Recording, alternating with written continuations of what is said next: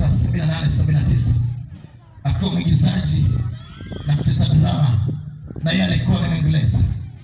Na wale watu waliokuwa wanaandaa filamu ya Yesu walikuwa wanataka mtu mwenye cast ya namna ile awe ni Mwisraeli. Lakini Brian Deacon alipokuwa anacheza ile filamu, siku moja wakati anacheza ile filamu imegharimu dola milioni 105 za Kimarekani. Wakati anaandaa ile filamu, siku moja walikuwa wamekaa wale wanaoitwa kina Petro, mnaona kwenye picha wale akina Yohana, akina Andrea, akina Simoni, wakati wanacheza ile filamu, maana imechezwa si mwaka mmoja, imechezwa kwa zaidi ya mwaka mmoja. Wanaiandaa ile filamu, budget ya ile filamu ilikuwa ni kubwa sana. Kwa hiyo ilifika hatua budget ikawa ndogo.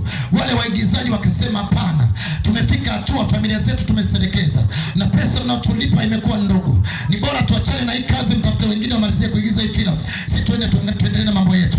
Wakati wakiwa wanataka kuondoka, na nataka nikupe kisa kidogo tu upate kuelewa uwezo wa Yesu na mtu anayeamini jina la Yesu jinsi anavyoweza kubadilishwa. Huyu Brian Deacon ambaye amecheza filamu kama Yesu alilazimika kusoma kitabu cha Luka mara 21 ili kiweze kukaa kichwani mwake, na anapocheza ile filamu apate kucheza kwa ustadi unaopaswa. Mimi nimekuwa mwigizaji, naelewa mambo ya uigizaji, na hakuna kitu kigumu kama kukariri script, maana ni kitu ambacho ni cha ajabu. Unakariri maneno ya watu alafu yaishi wewe, alafu yafanye kwa wakati mmoja. Kwenye uigizaji tunasema hivi, mtu ambaye anaigiza anafanya vitu 1000 kwa dakika moja, lazima kichwa chako kiwe active ili uweze kufanya vitu vizuri.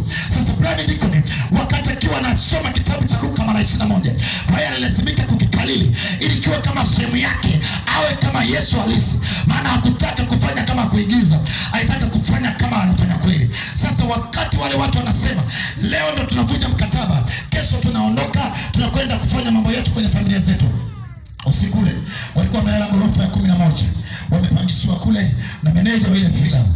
Sasa wakiwa wako pale juu wanajiandaa ili wapate kuondoka, sasa ghafla ile ghorofa ikawaka, ikashika moto kule chini.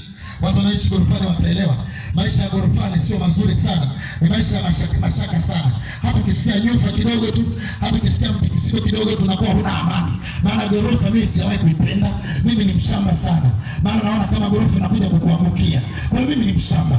Sasa wale watu wakiwa wako kule juu, gorofa ikaanza kuwaka kule chini, ikashika moto.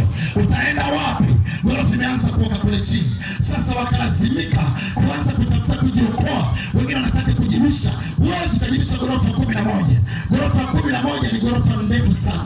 Nimepanda gorofa zaidi ya 20.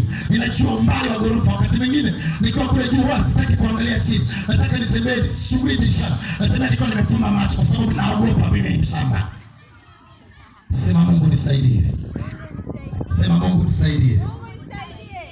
Sasa wakati wakiwa wako kule juu, gorofa imewaka kule chini, na Brian Deacon hajapanga kuondoka kwenye ile filamu. Wakati wakiwa wako pale wamekata tamaa ya kuendelea kuishi, yule Brian Deacon akasema, ninaamuru moto kwa jina la Baba, nyamaza kimya. Moto kazimika pale pale.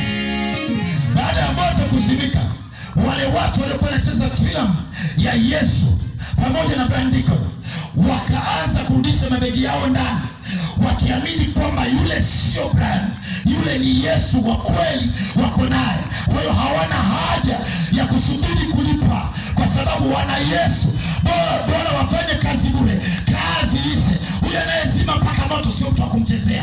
Wakailisha, wakarudi, wakasema hatutaondoka, tutacheza filamu hii mpaka iishe, hata tusipolipwa tuko tayari kuicheza bure. Sasa watu wakaanza kuogopa Brian Deacon. Anasema hivi, ilimchukua muda mrefu sana kuwaaminisha watu Yesu Yesu, na hata yeye pia ilimchukua muda mrefu kuanza kufikiri hivi nini kilichotendeka. Maana yeye alifanya kama anaigiza, lakini alibeba imani moyoni mwake kwamba nina Yesu ambaye ninamwakilisha mahali hapa. Moto ukazimika. Baada ya moto kuzimika, baadhi ya watu waliokuwa wanaigiza na Brian Deacon waliamua kumpokea Yesu siku ile. Na Brian Deacon alikuwa okoka. Baada ya kuona matendo hayo, alikubali kumpa Yesu maisha yake. Akasema, ninaamua kumpokea Yesu tangu leo. Jina la Yesu ni jina la ajabu.